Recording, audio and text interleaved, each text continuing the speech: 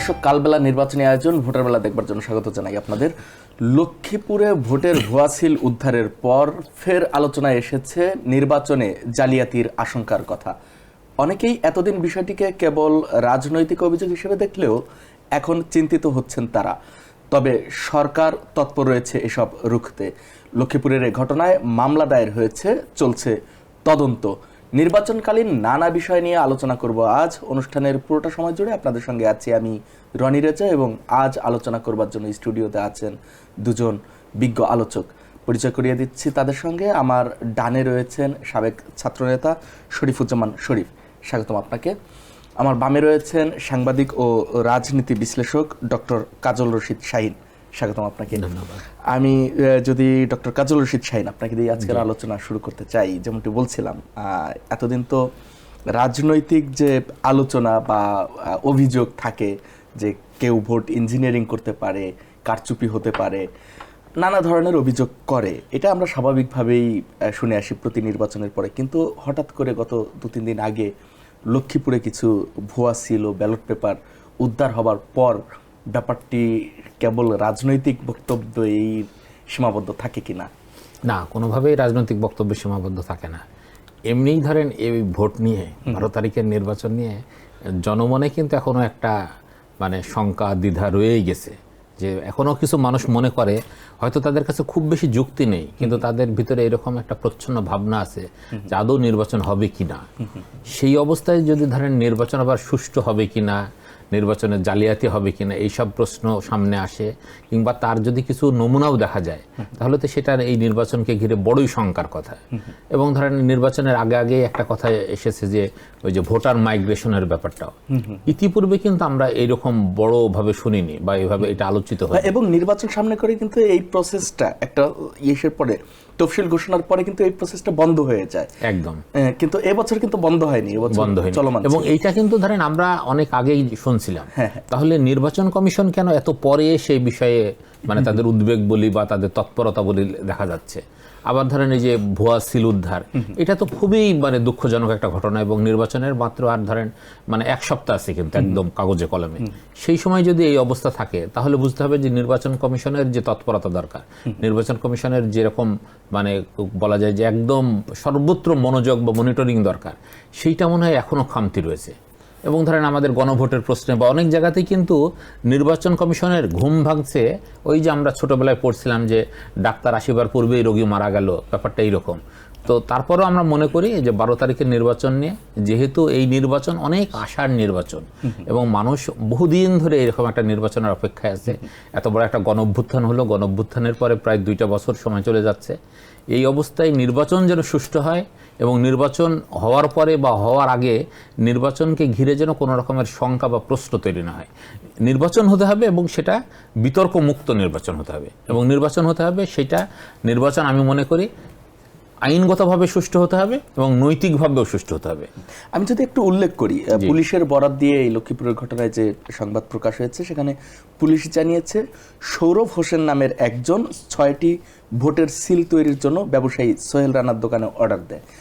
এই যে সৌরভ হোসেন, প্রাথমিক তদন্তে পুলিশ জানতে পেরেছে এই সৌরভ হোসেনের সঙ্গে জামাতে ইসলামের লক্ষ্মীপুর 3 আসনের প্রার্থীর একাধিক ছবি রয়েছে।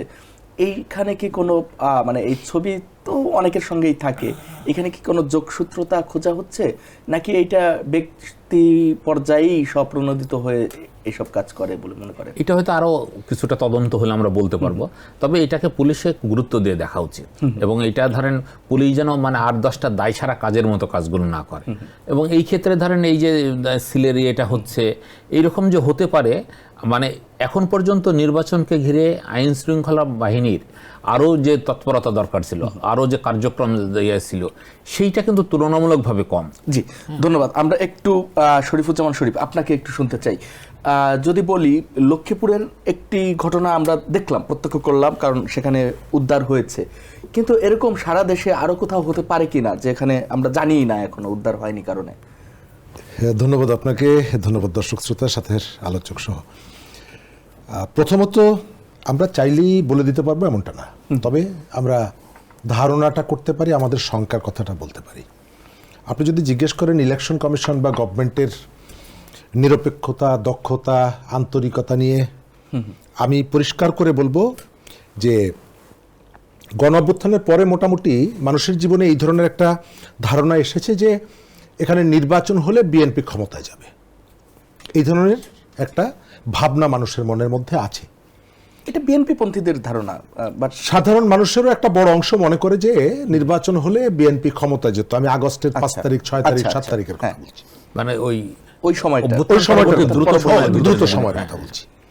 এবং আমরা বিএনপির প্রচুর সমালোচনাও করেছি, কিন্তু এটি সত্য যে বিএনপির যে সাংগঠনিক ক্ষমতা বা দক্ষতা বা ওই সময় তার যে জনপ্রিয়তা, এটা যদি অন্য কোনো রাজনৈতিক দলের হতো, ইভেন যারা দেশ থেকে চলে গেছেন আওয়ামী লীগ, তারা যদি ওই আসনে থাকতেন, বিএনপির আসনে, মানে বিএনপির জামাত যদি জায়গায়। বিএনপির ওই আসনের জায়গায় থাকতো, তাহলে 1 বছর 1.5 বছর নির্বাচনের জন্য অপেক্ষা করতে হতো না। তারা যে কোনো কায়দায় নির্বাচন করে পাওয়ারে বসার পরে তারপরে সংস্কারের কাজগুলো করত। এটা হচ্ছে আমার প্রথম ধারণা। কারণ বিএনপি এই জায়গাটায় নানা কারণে একেবারে দেশের স্বার্থে, গণতন্ত্রের স্বার্থে অনেকগুলো জায়গায় ছাড় দিয়েছে। সংস্কারের যে ধারণাটা, এই ধারণাটা বিএনপির হাত থেকে আসা। যখন এখানে গণ অভ্যুত্থানের প্রস্তুতি ছিল, কিন্তু এই ধরনের একটা অভ্যুত্থান হবে এবং 15 বছরের একটা শাসক এভাবে বিদায় নেবে, এই ভাবনাটা আমাদের মধ্যে হয়তো ছিল না। তখন কিন্তু বিএনপি বিভিন্ন জেলায় কথা বলে এই যে 31 দফা তারা আস্তে আস্তে করে তৈরি করেছে। সুতরাং আমি বলবো যে বিএনপির একটা ছাড় আছে। আবার গত 1 বছরে বিএনপি যে ধরনের, বিএনপির এক শ্রেণীর নেতাকর্মীর যে আচরণগুলো করেছে, তাতে বিএনপির অনেক মহৎ কাজ, তার আত্মদান, তার স্যাক্রিফাইস, সেগুলোকে ম্লান করে দিয়েছে। এটা কোনোটাই অস্বীকার করি না। আপনি যে শঙ্কার কথা বলেছেন, সরকার প্রথম থেকেই আমার মনে হয়েছে যে সরকার কোনো একটি পক্ষকে একটা সুবিধা দেওয়ার জন্য নানা রকমের কাজ করছে। সেটি সিল বানানো থেকে শুরু করে, সেটি পোস্টাল ব্যালট তৈরি করা থেকে শুরু করে, সেটি এই যে ভোটার মাইগ্রেশন থেকে শুরু করে, এমনকি আমাদের প্রধান উপদেষ্টা যখন বললেন যে গণঅভ্যুত্থানের পরে একটি দল গঠিত হয়েছে, তরুণরা দল গঠন করেছে, সেই দল থেকে আগামীতে এমপি হবে, মন্ত্রী হবে, এই কথাটা পর্যন্ত আমি দেখি যে একটা বড় ধরনের প্ল্যান এখানে আছে, পরিকল্পনা এখানে আছে এবং একটা ডিজাইন আছে। আমি যদি একটু একটু করে বলি যে এই যে প্রধান উপদেষ্টা বলেছেন, তার এই বক্তব্যটা তো আমরা কেন সরলভাবে নিচ্ছি না যে গণ অভ্যুত্থান হয়েছে, যে ছাত্রদের দ্বারা যারা নেতৃত্ব দিয়েছে তারা একটি দল গঠন করেছে, তাদের জনপ্রিয়তা আছে, সেই অর্থে তো তিনি বলতেই পারেন। তো সেটাকে আমরা সরলভাবে দেখছি না কেন? আরও যদি বলি, আপনি যে পয়েন্টগুলো বললেন, আপনার জায়গা থেকে হয়তো এই ধারণা আপনি করতেই পারেন, কিন্তু যখন আমরা দেখি যে এই একই প্রধান উপদেষ্টা একটি রাজনৈতিক দলের প্রধানের সঙ্গে দেখা করতে তিনি লন্ডন যান বা অন্য কোনো দেশে যান, এটা তো ইতিপূর্বে মানে বাংলাদেশের ইতিহাসে ঘটেনি। তো তখন তো একইভাবে বলবার থাকে যে সে এই দিকেও ঝুঁকে গেছে কিনা। আপনাকেই বলছি, ইন্স্যুরেন্স করলে সিটিতে সুরক্ষা পাবেন নিশ্চিতে। ধন্যবাদ, চমৎকার প্রশ্ন করেছেন। আপনি খেয়াল করে দেখবেন জেলা শহরে সব থেকে বড় কয়েকটা বাড়ি থাকে। ডিসি সাহেবের বাড়ি, ঠিক তার পাশে এসপি সাহেবের বাড়ি এবং ডিস্ট্রিক্ট জাজ, প্রায় দেখা যায় যে পাশাপাশি বাড়িগুলো। শহরের যে মূল বাজার, সেই বাজারে যদি এসপি সাহেব বাজার করতে যান, ইলিশ মাছ কিনতে যান, দামাদামি করেন, এটি মানুষ খুব খারাপভাবে দেখে না, বরং কখনো কখনো অ্যাপ্রিসিয়েট করে যে এসপি সাহেব কিন্তু আজকে বাজারে এসেছিল, নিজে বাজার করে।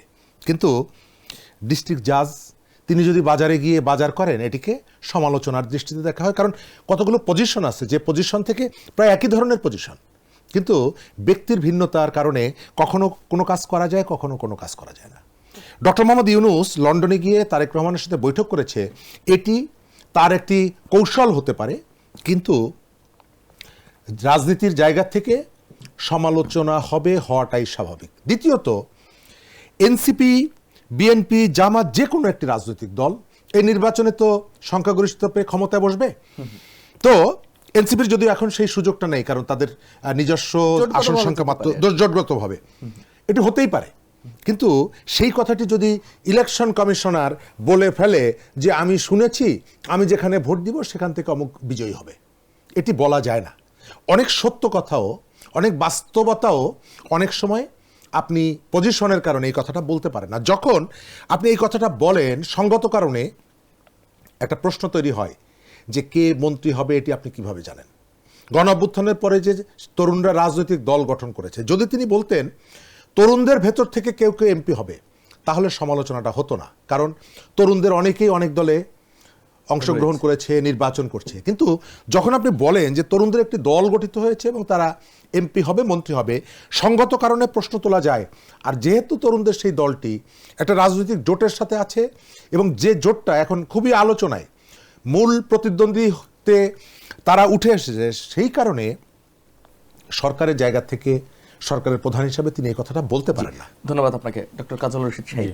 আমরা শুনছিলাম শরীফুজ্জামান শরীফকে, তিনি যে বিষয়টি গুরুত্ব দিতে চাচ্ছিলেন যে প্রধান উপদেষ্টার বক্তব্য, এবং একটি জোট, যে তিনি জামাত জোটের কথাই বলেছেন, এনসিপি যে জোটে আছে, এই জোটটাই এখন আলোচনায়। আমি যদি প্রশ্ন করি যে তাদের বিগত ইতিহাস যদি দেখি আমরা, রেজাল্ট তো তাতে খুব বেশি না, পার্সেন্টেজ 5-7-এর বেশি না। এখন হঠাৎ করে তারা ক্ষমতায় যাওয়ার মতো আলোচনায় চলে এলো, এই যে জনপ্রিয়তা বেড়ে যাওয়া, এর পেছনে আপনি কি কারণ মনে করেন? জনপ্রিয়তা বেড়ে যাওয়ার ধরেন অনেকগুলো কারণ আছে। আমরা যদি একটু পিছনের দিকে তাকাই বা আমরা যদি ধরেন অন্য দেশের উদাহরণ দিই, যেরকম ধরেন আমাদের পাশের দেশ ভারত, এই ভারতে এখন যে দলটা ক্ষমতায় রয়েছে বিজেপি, এরাও কিন্তু এক সময় রাজনীতিতে মারাত্মক কোণঠাসা ছিল, কিংবা রাজনীতিতে তাদের অবস্থান ওইভাবে ছিল না।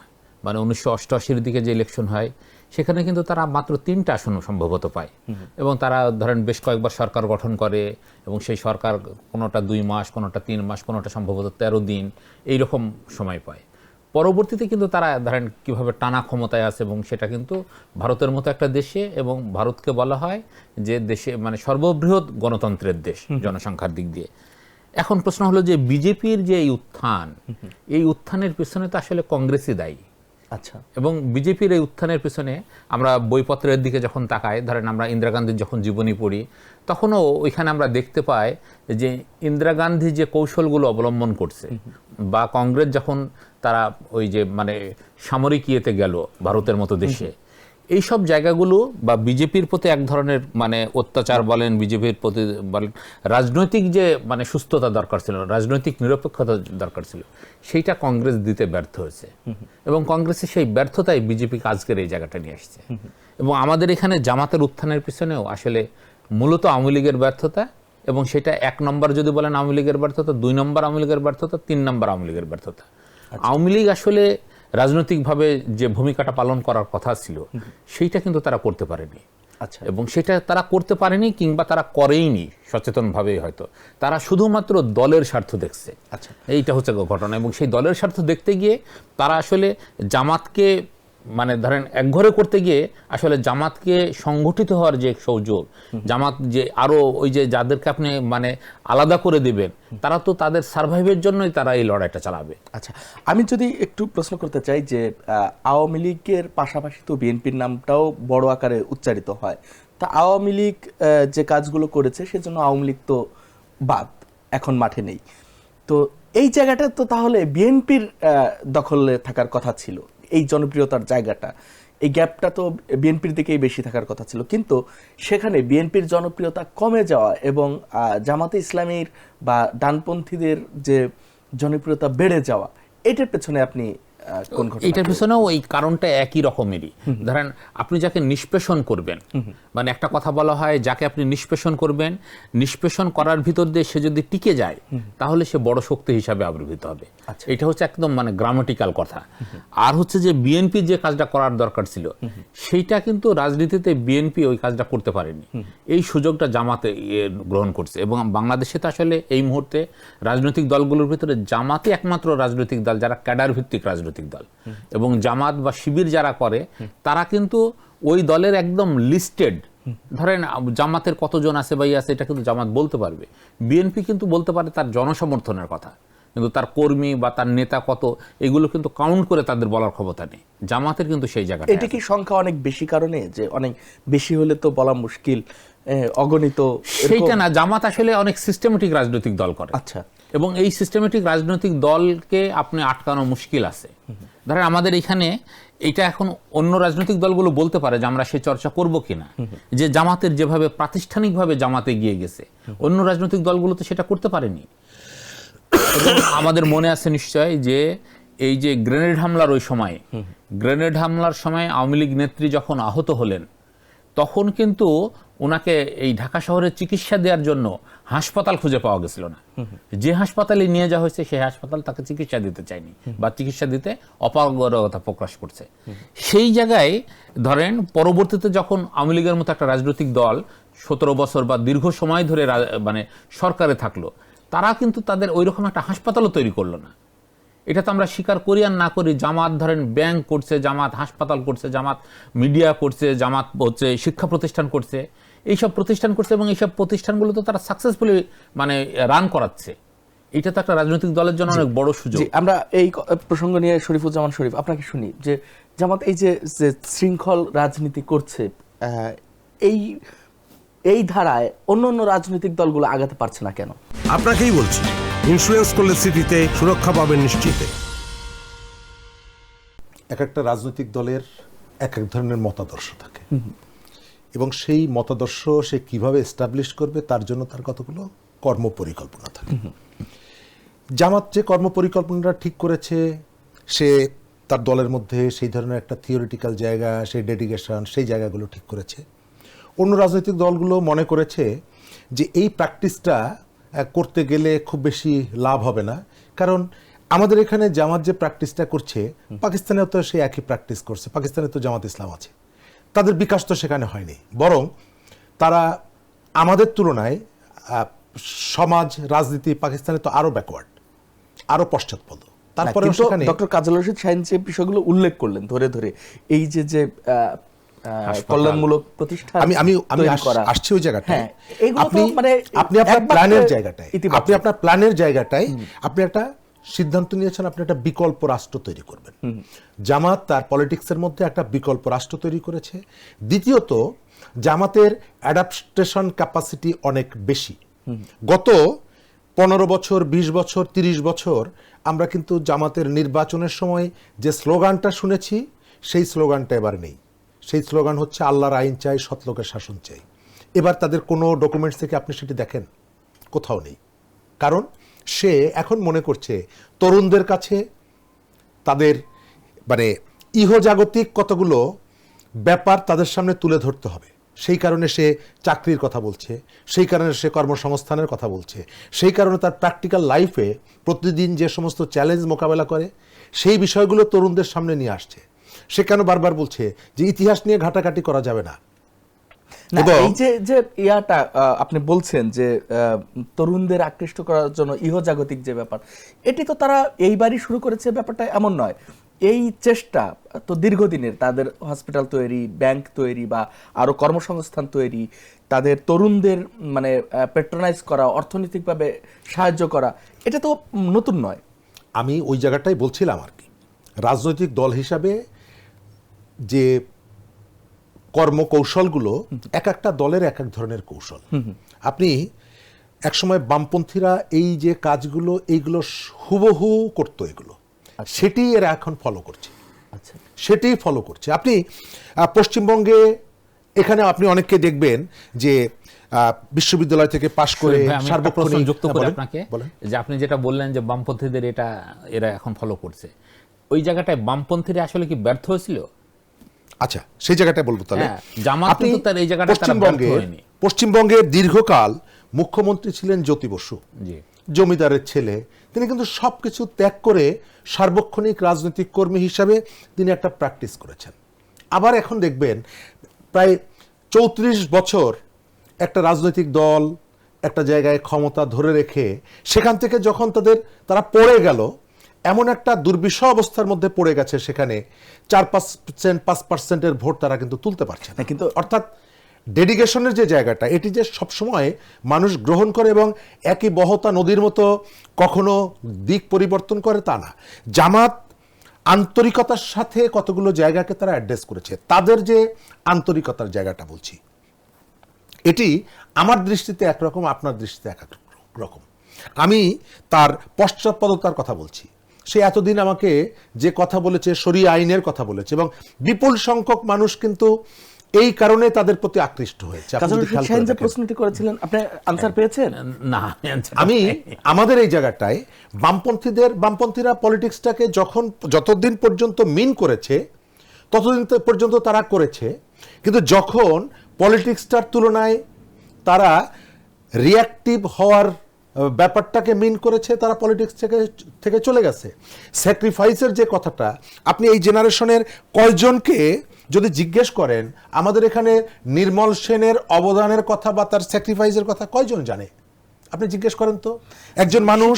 ভিন্ন প্রসঙ্গ। আচ্ছা, আমি আরেকটু এদের যে কন্ট্রিবিউশন আসি, যেহেতু আমাদের সময় নির্ধারিত, সেটি হচ্ছে এই যে জামাতের যে আলোচনাগুলো হলো, ইতিবাচক বা কল্যাণমূলক যে রাজনীতি, এটি ভালো না মন্দ আপনার দৃষ্টিতে? ইতিবাচক না নেতিবাচক? প্রথমত কল্যাণকর যে কাজগুলো, একটা রাজনৈতিক দলের কেবল কাজ রিলিফ দেওয়া না। আপনি রিলিফ অ্যাক্টিভিটি এগুলো আপনি করবেন, আপনি পাবলিকে অনেক কাজগুলোর মধ্যে এই কাজগুলো ইতিবাচক না নেতিবাচক আপনার দৃষ্টিতে? পাবলিকের কাছে যাওয়ার জন্য এই কাজগুলো তো অবশ্যই ইতিবাচক। আপনি মানুষকে তাহলে বিপদের অন্য সময় তাকে রাজনৈতিক সাহায্য দলগুলোর করবেন। এই ইতিবাচক কাজগুলো মানে শুরু করা উচিত কিনা, বা যদি এর বাইরে এটা একটা ভুল জায়গা কেন? প্রত্যেকটা রাজনৈতিক দল এই কাজগুলো করে। আচ্ছা, এই কাজগুলো করে, কিন্তু সেই কাজকে ফোকাস করে তার কাছ থেকে ভোট আনতে যায় না। আপনি যদি করোনার সময় দেখেন, আপনি ইন্টারনেট সার্চ দিয়ে দেখেন, প্রত্যেকটা রাজনৈতিক দল লক্ষ লক্ষ মানুষকে সহযোগিতা করেছে, কিন্তু যাকে রিলিফ দিচ্ছি তার নাম টুকে রেখে তারপরে গিয়ে তাকে ভোটারে পরিণত করার কাজটা অন্য কোনো রাজনৈতিক দল করে না। এটা একটা কৌশল হতে পারে। আপনাকেই বলছি, ইন্স্যুরেন্স করলে সিটিতে সুরক্ষা পাবেন নিশ্চিতে। আমি একটু বলি শরীফ ভাই, যে আপনি যে কথাগুলো বলছেন আপনার কথাগুলো খুবই গুরুত্বপূর্ণ। আপনি নির্মলদার উদাহরণ চালালেন। আমি একজন সাংবাদিক হিসাবে নির্মলদার কাছাকাছি হওয়ার সুযোগ হয়েছিল এবং ওনার প্রতি আমার অগাধ শ্রদ্ধা, কিন্তু সেই শ্রদ্ধা রেখেই বলতে হয়, বা আমাদের বামপন্থীদের প্রতিও শ্রদ্ধা বা ভালোবাসা বলেন সব রেখেও, যে ইনাদের যে কল্যাণকর দিক, আপনি যে করোনার উদাহরণ টানলেন, এই কল্যাণকর দিকগুলো ইনারা ব্যক্তি জায়গায় রাখতে পেরেছিলেন। যখন আপনি রাজনৈতিক দল করছেন, যখন আপনি রাজনীতি করছেন, এইটাকে যে প্রাতিষ্ঠানিক জায়গায় নিয়ে যাওয়া, সেই জায়গায় আমাদের বামপন্থীরা যেভাবে ফেল করছে, এই ফেলের ইতিহাস আমরা কিন্তু খুঁটিয়ে দেখছি না। আমাদের নির্মল দ্বারা শ্রদ্ধা রেখেই বলতে হয়, প্রাতিষ্ঠানিক জায়গায় কোনো কাজই করতে পারেনি ওনাদের মতো ব্রিলিয়ান্ট লোক। সেই ব্যর্থতার জায়গায় জামাত তো একটা উদাহরণ টানছে। জামাতের এই উদাহরণকে, জামাত ধরেন এই সব প্রতিষ্ঠান দিয়ে কত মানুষের চাকরির সংকলন করছে। এবং আমি একটু বলি যে ধরেন আমাদের এখানে অনেকে অনেক কথা বলে, কিন্তু যদি জিজ্ঞেস করি যে ভাই আপনি যে এই কথাটা বলছেন এটার মডেলটা কি, আপনি তো একটা স্যাম্পল দেখাবেন, খুব ছোট কলেবরে হলেও। জামাত তো সেই স্যাম্পলটা দেখাচ্ছে যে তারা প্রাতিষ্ঠানিকভাবেও সফল, কিন্তু আমাদের অন্য রাজনৈতিক দলগুলো কখনো প্রাতিষ্ঠানিকভাবে সফলতার উদাহরণ তৈরি করতে পারেনি। এবং আমাদের আজকে যে ট্র্যাজেডি, আমি একটু বলি, আপনি জ্যোতি বসুর যে উদাহরণ দিলেন, ওইখানকার বামপন্থীদের যে বিপর্যয়, সেই জায়গায় ধরেন বিজেপির মতো একটা সর্বভারতীয় রাজনৈতিক দলের আগ্রাসী জায়গার থেকে জ্যোতি বসু পরবর্তীতে মমতা যেভাবে পশ্চিমবঙ্গকে ড্রিল করছে, এবং মমতার যে কার্যক্রমগুলো যেভাবে ধরেন বিজেপি পর্যন্ত গ্রহণ করছে, এইটা তো তাদের একটা ইউনিক সিস্টেম। সেই জায়গায় বামপন্থীরা যেটা করার কথা ছিল, বরং বলতে পারেন যে বামপন্থীরা পথ দেখাইছে, কিন্তু সেই পথে তারা নিজেরা থাকতে পারেনি, অন্যরা সেই পথ গ্রহণ করে আরো অধিকতরভাবে জনগণের কাছে গেছে। শতভাগ একমত, স্টার্টটা তারা করেছে, কিন্তু এটি আর কন্টিনিউ করেনি। এক, দ্বিতীয়ত হচ্ছে কৌশলের যে জায়গাটায় আমাদের এখানে ধর্মীয় ডানপন্থী যে রাজনৈতিক দলগুলো আছে, কেবলমাত্র কিন্তু জামাত ইসলাম বাংলাদেশের ডানপন্থী রাজনৈতিক দল না, আরো অনেকগুলো দল আছে। আপনি কিন্তু তারা কিন্তু পারছে না। আমি জামাতের সফলতাটা দেখছি, একটা দলের সফলতা দেখছি, আপনি পুরো সেক্টরটার সফলতা কিন্তু দেখাতে পারছেন না। অন্য যে রাজনৈতিক দলগুলো আছে সে কিন্তু ক্রমশই সংকুচিত হচ্ছে, এটি তো স্বীকার করবেন না। ওইটা তো ধরেন সেই রাজনৈতিক দলগুলোর ব্যর্থ। কারণ আমি বলছি যে একটা মানুষের শক্তি কোথায় জানেন, যে ধরেন ব্যক্তিগত মহত্ব দিয়ে আসলে সমাজ রাষ্ট্রের কল্যাণটা খুব একটা বেশি কার্যকর হয় না। আপনাকে প্রাতিষ্ঠানিকভাবে ভাবতে হবে। আজকের বাংলাদেশের 54 বছরের ব্যর্থতার মূল কারণ, আমরা প্রত্যেকটা মানুষ ব্যক্তি পর্যায়ে সীমিত হয়ে রয়েছি, আমাদের ভিতরে প্রাতিষ্ঠানিকতাই নেই। এবং আমাদের বাংলাদেশে দেখেন যে একটা শতবর্ষী প্রতিষ্ঠান খুঁজে পায় না, ইভেন একটা 50 বছর বয়সী বা একটা 25 বছর বা 30 বছর বয়সী সাকসেসফুলি রান করছে এরকম কোনো আপনি প্রতিষ্ঠান খুঁজে পাবেন না। কারণ হচ্ছে যে আমরা শুধুমাত্র ব্যক্তির ভিতর দিয়ে মহত্তর জায়গাকে খুঁজি, কিন্তু আপনাকে প্রতিষ্ঠানের ভিতর দিয়ে যেতে হবে এবং মনে রাখতে হবে রাষ্ট্র একটা প্রতিষ্ঠান, দেশ একটা প্রতিষ্ঠান। এই প্রতিষ্ঠান চর্চা যদি আমাদের ভিতরে না থাকে কোনোদিনই আমরা গণতান্ত্রিক বাংলাদেশ পাবো না, কোনোদিনই কল্যাণ রাষ্ট্র পাবো না, মানবিক বাংলাদেশ সেটি সম্ভব। কিন্তু একই সাথে এটাও আপনাকে আমি প্রশ্ন করব যে আপনি একটা রাজনৈতিক দল হিসাবে আপনার ফার্স্ট প্রায়োরিটিটা হচ্ছে আপনার পলিটিক্সটাকে মানুষের কাছে নিয়ে যাওয়া, এবং মানুষের কাছে নিয়ে যাওয়ার জন্য আপনি নানা রকমের ব্রিজ করছেন। আপনি যখন ডায়রিয়া হচ্ছে মানুষের কাছে স্যালাইন পৌঁছে দিচ্ছেন, আপনি যখন কর্মসংস্থানের জন্য মানুষের কাছে যাচ্ছেন, কর্মসংস্থানের জায়গাটা আপনি তৈরি করছেন, এটা গ্রেট, আপনি এটা ভালো কাজ করছেন। কিন্তু এটি অন্য রাজনৈতিক দল করছে না, এটি তার হয়তো কৌশলের একটা ব্যাপার, এটা ব্যর্থতা না। আমাদের এখানে ব্র্যাকের যত, আমি কৌশল ব্যর্থতা কোনো কিছুই বলছি না, আমি বলছি যে আমি যদি জনগণের কাছে যাই, আমি জনগণ, আপনি এইগুলো দেখাচ্ছেন আপনার স্লাইডে এইগুলো, তাহলে আমি কোন জায়গায় যাব? আজকের বাংলাদেশে আমাদের তরুণরা এই যে কয়েকটা শিক্ষা প্রতিষ্ঠানে যেভাবে একটা রাজনৈতিক দলের দিকে তাদের সমর্থন দিল, এইটা তো সেই সব স্লাইডের ফল নাকি স্লাইডের ফল না? বা আজকে যদি ধরেন জামাতের মতো একটা রাজনৈতিক দল, সেইখানে তারা আজ কিন্তু ক্ষমতায় যাওয়ার চূড়ান্ত প্রতিদ্বন্দ্বিতার ভিতরে রয়েছে, তাহলে তো তাদের এই স্লাইডের ফল। অন্য রাজনৈতিক দলগুলো সেই স্লাইডই তো। আমি ওইটার সাথে একমত না। ডাকসুতে বিজয়ী হলেই যে সে নির্বাচনে বিজয়ী হবে আমি এটি মনে করি না। তরুণদের একটা বড় অংশ সাপোর্ট আমরা তাদের উপরে দেখছি, একদম তরুণদের একটা বড় অংশ সাপোর্ট আমরা। ডাকসুতে আপনি বলছেন যে না, আপনার তর্কের খাতিরে আমি মেনে নিলাম, যখন জাকসু হলো আপনি বললেন না আমি মেনে নিলাম না, আমি না বলিনি। ধরেন আপনারা বা আমাদের এরাই বলছে রাকসুর ক্ষেত্রে, শোনেন ভেতরে ভেতরে সমাজ অনেক বদলে গেছে, ভেতরে ভেতরে মানুষের মন অনেক বদলে গেছে, এবং সেই মানুষ আসলে কথা শুনতে চায় না, মানুষ পরীক্ষায় দেখতে চায়। এবং এইটা তো সত্যি, আজকের ভোটের রাজনীতিতে সারা দেশে ভিতরে ভিতরে এই কথাটা তো হচ্ছে যে আমরা আর একটা পরীক্ষা দিতে চাই। সেই পরীক্ষা দেওয়ার জায়গাতে অন্য রাজনৈতিক দলগুলো কেন বড় গলায় বলছে না, ভাই আমরা অতীতের পরীক্ষায় ভালো করছি, আগামীতেও ভালো করব, সেই বলার সততাটা আছে?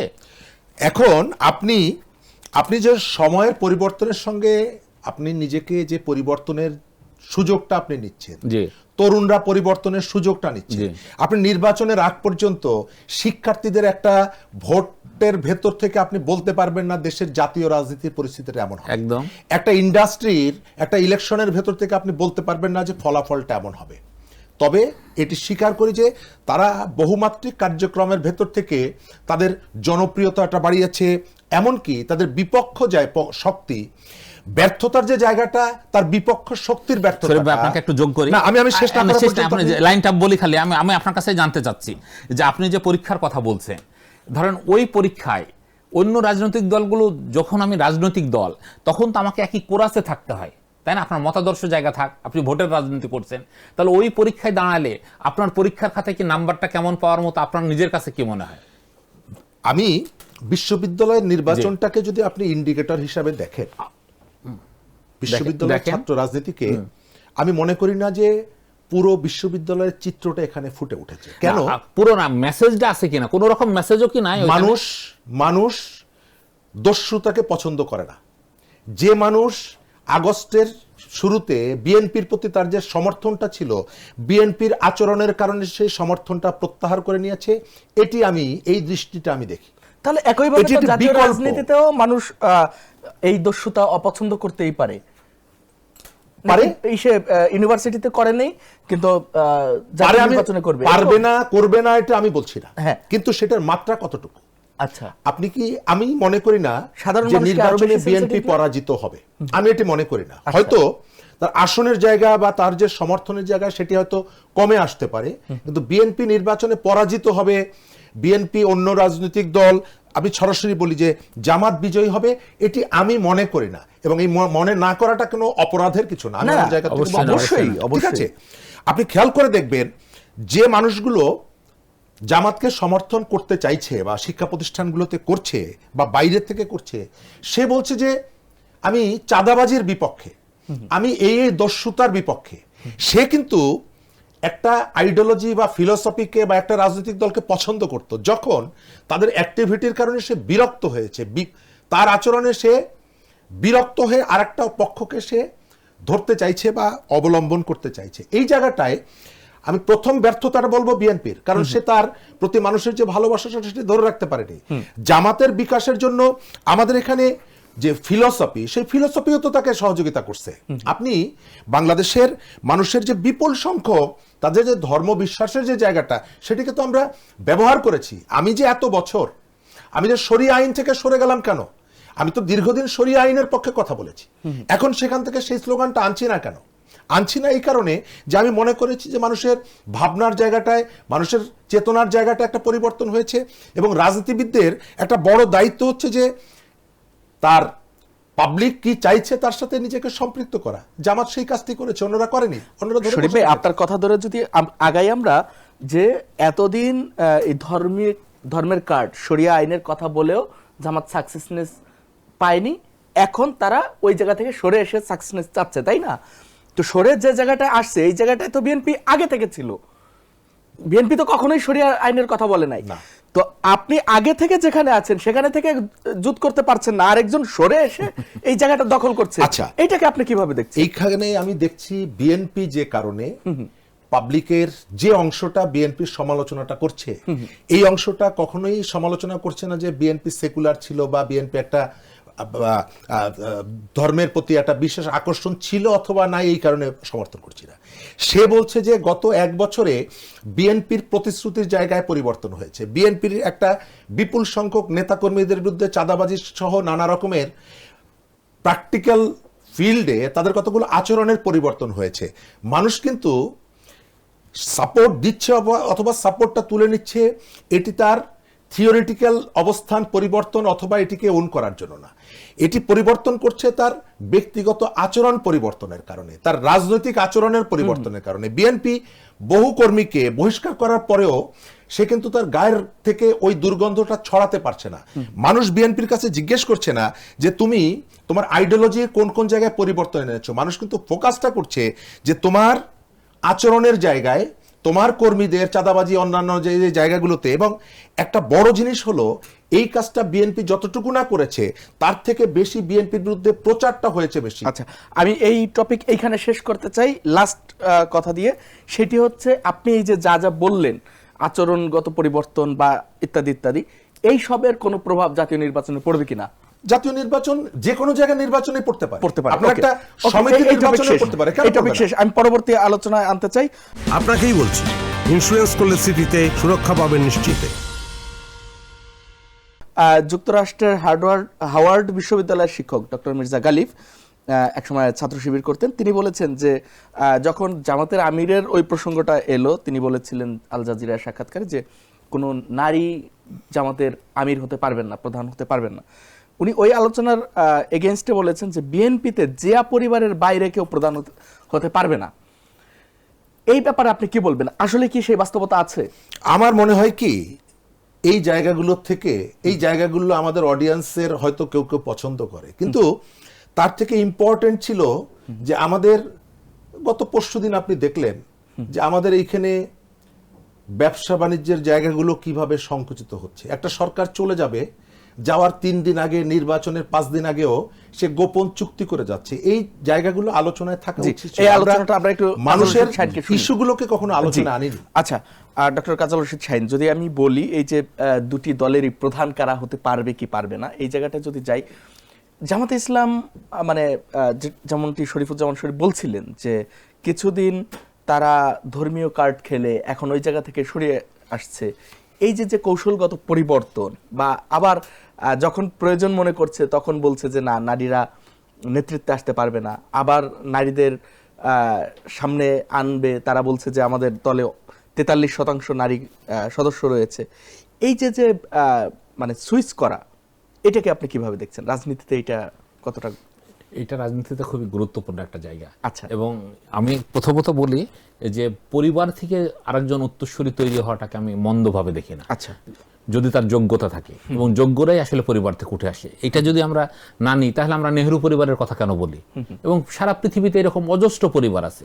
ধরেন বুশ পরিবারেরই, বুশের পরে মানে কোন রকম গ্যাপ ছাড়াই পরবর্তীতে তার মানে এক মেয়াদের মনে হয় গ্যাপ, তারপরে কিন্তু তার ছেলে হচ্ছে আমেরিকার মতো রাষ্ট্রের হচ্ছে রাষ্ট্রপ্রধান হয়েছে। সেই সব জায়গায় পরিবারের বিষয়টা ফ্যাক্টর না। আর একটা ব্যাপার কি, যে জামাতের কিছু কিছু জায়গায় এখনো আমার কাছে মনে হয় রাজনৈতিক ম্যাচুরিটির একটা খামতি রয়েছে। আচ্ছা, যেমন যেরকম ওই যে নারীর প্রশ্নেই কিছু কিছু জায়গায় দেখবেন যে জামাত এখনো তার অবস্থান একেবারে সত্যিকারভাবে পরিষ্কার করতে পারে না। হ্যাঁ, কখনো একটা দ্বিধা বা কখনো সংশয় থাকে। এই যে মানে গালিব সাহেব যে কথাটা বলছেন, উনি ওইখানে দাঁড়িয়ে যে কথাটা বলছেন, এইটা আমাদের মতো আজকের বাংলাদেশের একবিংশ শতাব্দীর এই তৃতীয় দশকে এসে এগুলো ট্র্যাজেডি। এবং আমাদের এই অঞ্চলে নারী নেতৃত্ব থাকবে কি থাকবে না, সেইটা তো সেই রাজিয়া সুলতানার সময় হচ্ছে মানে মানে ধর্মীয়ভাবে ফয়সালা হয়ে গেছে, এবং নারী নেতৃত্বের সাথে ধর্মের কোনো বিরোধ নেই, সেই জায়গাটা তো পরিষ্কার করতে হবে। এখন আজকের এখানে এসে আপনি আমার প্রায় অর্ধেক সংখ্যক নারী ভোটার বা অর্ধেক সংখ্যক আমার কর্ম বলেন সমস্ত কিছুর সাথে আমরা তো নারীর প্রতি নির্ভরশীল। সেই নির্ভরশীল জায়গা থেকে আপনি বলবেন যে তাদেরকে আপনি ঘরে মানে 8 ঘন্টা শ্রম দেওয়া লাগবে না, তাদের নেতৃত্বে আসা লাগবে না, সেইটা মনে হয় এই সময়ের বাস্তবতার সাথে যায় না।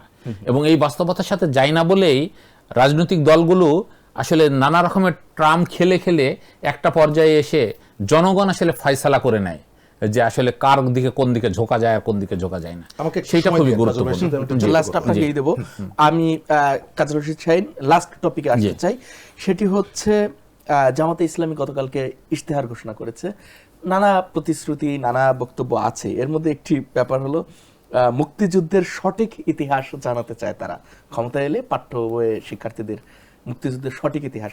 জামাতে ইসলামের থেকে আমরা কি সঠিক ইতিহাস জানতে পারি বলে আপনার? ওই যে আমি বললাম যে এখনো কোথাও কোথাও রাজনৈতিক ম্যাচুরিটির একটা খামতি রয়েছে, এবং ধরেন তাদের হচ্ছে ইতিহাসের যে ধারাবাহিকতা, সেই ধারাবাহিকতার জায়গাতেও তাদের অবস্থান এখনো পরিষ্কার হতে হবে।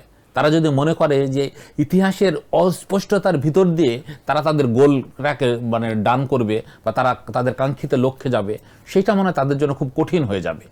ইতিহাসকে ইতিহাসের জায়গায় থাকতে দিতে হবে, এবং ইতিহাসের সত্যকে আপনার যদি আপনি মনে করেন যে ইতিহাসের সত্যকে আপনি নানা কিছু দিয়ে মানে ওইটাকে ধরেন একটা প্রশ্ন যুক্ত করবেন বা ওইটাকে ধোঁয়াশার ভিতরে রাখবেন, সেইটা মনে হয় আপনার জন্য কল্যাণ বয়ে আনে না। আর মানুষ আসলে বুঝে, আপনার চিহ্ন দেখেই বুঝে, আপনার কার্যক্রম দেখেই বুঝে আপনি আসলে কোন দিকে আছেন, কি বলতে চাচ্ছেন। ফলে এই বলা বলি দিয়েও মানে মুক্তিযুদ্ধের প্রশ্ন বলেন, এর প্রশ্ন বলেন, সেটা মানুষ বুঝে যায়। ফলে আমার দুর্বলতা থাকতে পারে, আমার ত্রুটি থাকতে পারে বা ঐতিহাসিক কোনো কিছুর ব্যাপারে। এবং ধরেন আমি আবুল মনসুর আহমেদের কথা দিয়ে শেষ করি, যে আবুল মনসুর আহমেদ আমাদের স্বাধীনতার পর বলছিলেন যে যখন একটা দেশের স্বাধীনতার যুদ্ধ হয় বা মুক্তিযুদ্ধ হয়, তখন কিন্তু আসলে একটা মতাদর্শিক ব্যাপার থাকে, এবং সেই মতাদর্শিক জায়গাতে কেউ পক্ষে কেউ বিপক্ষে থাকতেই পারে। এবং সেটা সারা পৃথিবীতেই বিভিন্ন যে দেশগুলো মুক্তিযুদ্ধ করছে বা যেগুলো তাদের স্বাধীনতার সংগ্রাম করছে, তাদের এই নজির রয়েছে। কিন্তু যখন স্বাধীনতার যুদ্ধ শেষ হয়, যখন মুক্তিযুদ্ধ শেষ হয়, যখন নতুন দেশ গঠিত হয়, তখন যারা বিপক্ষে থাকে তারা যদি তাদের ভুলটা স্বীকার করে, কিংবা যারা বিজয়ী হয় তারা যদি তাদেরকে গ্রহণ করে নেয়, নিয়ে একীভূত হয়ে নতুন দেশ গড়ার যুদ্ধে ঝাঁপিয়ে না পড়ে, তাহলে সেই দেশ নানাভাবে আসলে বিভ্রান্তির ভিতর দিয়ে যায়। আজকের বাংলাদেশের এই বাস্তবতা তো ধরেন আমাদের একটা বাংলাদেশে এই মাত্র 54 বছরে আমরা দুইটা গণঅভ্যুত্থান দেখছি, এবং আমরা এখনো বলছি যে আমাদের একটা সংহত রাষ্ট্র করতে হবে, আমরা এখনো বলছি যে অন্তর্ভুক্তিমূলক একটা সমাজ করতে হবে। কিন্তু সেই অন্তর্ভুক্তিমূলক সমাজ করতে হলে আমাকে ইতিহাসের বিভ্রান্তি দূর করে আসতে হবে। জি, ধন্যবাদ আপনাকে। শরীফুজ্জামান শরীফ, আপনি বলতে চাচ্ছিলেন, এবং লাস্ট প্রশ্ন আমি একই সঙ্গে করতে চাই আপনার কাছে, একই প্রশ্ন যে জামাতের ইশতেহার থেকে আপনার আর কি কি অবজারভেশন আছে, মুক্তিযুদ্ধের ইতিহাস জামাতের থেকে আমরা কোন সঠিক ইতিহাসটা জানবো? ধন্যবাদ। প্রথমত, জামাতের নারীরা নেতৃত্বে আসতে পারবে না, তার কাউন্টার হিসেবে জিয়া পরিবারের কেউ বিএনপির নেতৃত্বে আসতে পারবে না, এটি কোনো উত্তর হতে পারে না। আচ্ছা, এটি কোনো উত্তর হতে পারে না। আপনাকে প্রথম যে প্রশ্নটি করা হয়েছে যে জামাতের নারীরা নেতৃত্বে কেন আসতে পারবে না, এটি হচ্ছে একটা ফিলোসফিক্যাল জায়গায়, এর ভেতর থেকে আপনার কনসেপ্টটা আমি বুঝতে পারবো। বিএনপি নেতৃত্বে কে আসবে আর নারী নেতৃত্ব কোন দলে যাবে, এটি একটা বিষয়কে ধামাচাপা দেওয়ার জন্য, না ধামাচাপা না, সেই জায়গাটা আমরা আলাদাই রাখলাম। আমি বলি আপনাকে, কিন্তু জিয়া পরিবার, আমি আপনাকে বলি, বাইরে জিয়া পরিবারে কে আসবে না আসবে সেটা জিয়া পরিবারের ব্যাপার, সেটা বিএনপির ব্যাপার। একদম। আচ্ছা, আপনি আপনার অন্য ব্যর্থতাকে ঢাকার জন্য এটিকে সামনে নিয়ে আসতে পারেন। একদম। এবং ওই যে নারী নেতৃত্বের বিষয়টা 91 বা 2001 ফয়সালা হয়ে গেল। আপনি একটা বেসিক জায়গায় যান, জামাত কি নারী নেতৃত্বকে সামনে আনেনি? ওইটাই বললাম যে পার্লামেন্টে এমপিদেরকে আনেনি। 2001-এ যে নারীরা প্রেস কনফারেন্স করলেন তারা পরিচয় দিচ্ছেন যে আমরা জামাতের নারী উইং এর লিডার। তো আপনি যদি নারী উইং এর লিডার হতে পারেন তাহলে হচ্ছে যে পুরো দলটার নেতা হতে পারবেন না কেন? আপনাকেই বলছি, ইন্স্যুরেন্স করলে সিটিতে সুরক্ষা পাবেন নিশ্চিতে। আপনি তো একটা পার্টির নেতা, তাহলে পুরোটা নেতা হতে পারবেন না কেন? তার মানে হলো যে আপনাদের নেতা বানানোর সিস্টেমটা এখানে আছে, তাদের মহিলা উইং এর নেতা আছে না? এটা তো শুধুমাত্র মহিলাদেরই, ওইখানে তো আর পুরুষ শুধুমাত্র নেতা হবে না। মহিলাদের। তো আপনি মহিলা অর্গানাইজেশনের নেতা বানালে পুরুষ অর্গানাইজেশনের নেতা বানাবেন না কেন? এটি হচ্ছে, এর পেছনে কোনো ফিলোসফি নেই, এটা হলো আপনি তাদেরকে আটকে রাখা। সেকেন্ড হলো জামাতের, আপনি ধরেন যে দেলোয়ার হোসেন সাইদি সাহেবের দুটো ছেলে এবার নির্বাচনে প্রতিদ্বন্দ্বিতা করছে। আপনি খেয়াল করে দেখবেন জামাতের প্রায় প্রভাবশালী নেতাদের প্রায় সবার সন্তানরা নির্বাচন করছে। তো জিয়াউর রহমানের সন্তানও নির্বাচন করছে। আপনি কেন জিয়াউর রহমানের বিষয়টা বারবার নিয়ে আসেন, অন্যদের বিষয়টা বারবার নিয়ে আসেন না? ওই যে জায়গাগুলোতে তারা নির্বাচন করছেন, ধরেন যে আমার প্রতিবেশী সাইদি সাহেবের যে এলাকাটা, সেখানে 4টা উপজেলা থেকে 2 সন্তান দাঁড়াচ্ছে, সেখানে জামাতের কি অন্য কোনো নেতা নেই নির্বাচন করার মতো? তাহলে আপনি আমার পরিবারের মধ্যে রাজতন্ত্রের ক্রিটিকটা করছেন, কিন্তু আপনি নিজে যে প্র্যাকটিসটা করছেন সেটি বলছেন না। আমি এদের পলিটিক্সের ফোকাসটা করব ওই জায়গায়, তারা যেটা করবে। ওই যে খুলনায় এরশাদ শিকদার নামে একটা লোক ছিলেন, একসময় দম্ভ নিয়ে পরে তার ফাঁসি হয়, তিনি বলতেন খুলনায় আমি যেটা বলবো সেটাই আইন। আপনি এখন খেয়াল করে দেখবেন জামাত যেটা বলছে, মুক্তিযুদ্ধের ইতিহাস কি বলবে তারা? বাংলাদেশের এটি তো কে না জানে যে তারা মুক্তিযুদ্ধের বিরুদ্ধে ছিল। তারা শুধু বিরুদ্ধে ছিল না, তারা স্পেশাল মিলিশিয়া বাহিনী গঠন করে মুক্তিযুদ্ধের বিপক্ষে কাজ করেছে। তাদের মুক্তিযুদ্ধে তাদের ভূমিকাকে এটি কোনো জায়গায় যাওয়ার প্রয়োজন নেই। তাদের যে মুখপত্র দৈনিক সংগ্রাম, 71 সালে সেই সংগ্রামের প্রত্যেকটি পেজ যদি আপনি পড়েন, প্রত্যেকটি সংখ্যায় ওটাই তো হচ্ছে রাজসাক্ষী তাদের ভূমিকাটা কি। জি, ধন্যবাদ শরীফুজ্জামান শরীফ, ধন্যবাদ ডক্টর কাজল রশিদ শাহীন। দর্শক, আমরা শুনছিলাম দুইজনের আলোচনা। শরীফুজ্জামান শরীফের মতে জামাতে ইসলামীর কিছু উত্থান ঘটলেও, জনপ্রিয়তা বাড়লেও তারা খুব বেশি ক্ষমতায় যাওয়ার জন্য খুব বেশি আসন পাবেন বলে তিনি মনে করেন না। অপরদিকে ডক্টর কাজল রশিদ শাহীনের বক্তব্য যদি আমরা বিশ্লেষণ করি, তিনি মনে করেন যে জামাতে ইসলামীর অনেক কৌশল কার্যকরী হলেও, ভালো ফলাফল আনলেও এখনো কিছু জায়গায় ম্যাচুরিটির অভাব রয়েছে। দর্শক, আমরা আজকের মতো বিদায় নিচ্ছি। আগামীকাল দেখা হবে একই সময়ে, নতুন কোনো অতিথি নিয়ে আলোচনা হবে, নতুন কোনো বিষয়ে। সঙ্গে থাকুন।